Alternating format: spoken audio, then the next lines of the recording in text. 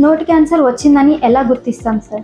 నోటి క్యాన్సర్కి సంబంధించి ఇప్పుడు ఇందాక చెప్పినట్టే ఆ లక్షణాలు ఉంటాయి. ఏదైనా పుండు, ఏదైనా గాయం, ఏదైనా స్వెల్లింగ్, అంటే కణితిలాగా ఎనీథింగ్ స్వెల్లింగ్ అంటే ఒక 3 వారాలకు మించి తగ్గట్లేదు అని అంటే మనం కొంచెం జాగ్రత్త పడాల్సి వస్తుంది. ఖచ్చితంగా దాన్ని చూయించుకోవాల్సి వస్తుంది. డాక్టర్ గారిని కలిసి సంప్రదించి అదేంటి అనేది చూయించుకోవాల్సి వస్తుంది. నోటి క్యాన్సర్ని తొందరగా గుర్తిస్తే నయం చేసే అవకాశం ఉంటుందంటారా సార్? ఖచ్చితంగా అమ్మా. ఎనీ క్యాన్సర్స్ అంటే ఫర్ దట్ మ్యాటర్ ఏ క్యాన్సర్కైనా ఎర్లీ స్టేజ్లో మనం గుర్తించగలిగితే దానికి నివారణ అంటే క్యూర్ అయ్యే ఛాన్సెస్ చాలా చాలా ఎక్కువ.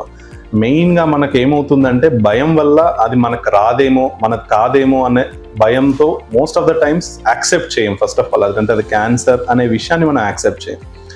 నాకెందుకు వస్తుందిలే అని ఒక ప్రాసెస్లో అలా డిలే చేసి ఎర్లీ స్టేజ్లో ఉన్న క్యాన్సర్ని కాస్త అడ్వాన్స్ స్టేజ్కి తీసుకెళ్తాం.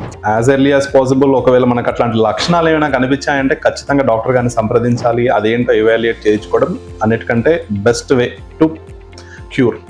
నోటి క్యాన్సర్ని గుర్తించడానికి ఎలాంటి పరీక్షలు చేస్తారు సార్?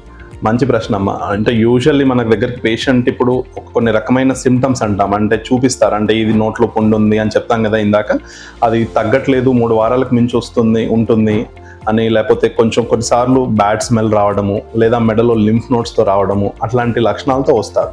సో అలాంటప్పుడు మనం ఫస్ట్ అండ్ ఫార్మోస్ట్ చేసేది ఏంటంటే ఒక చిన్న ముక్క, అంటే బయాప్సీ అంటాం, అంటే ఒక చిన్న ముక్క తీసి టెస్ట్కి పంపిస్తాం.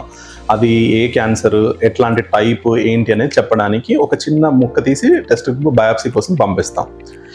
ఇది కాకుండా అవసరాన్ని బట్టి కొన్నిసార్లు మనం సిటీ స్కాన్ అంటాము, సిటీ స్కాన్ కానీ ఎంఆర్ఐ కానీ అవసరాన్ని బట్టి చేస్తాం.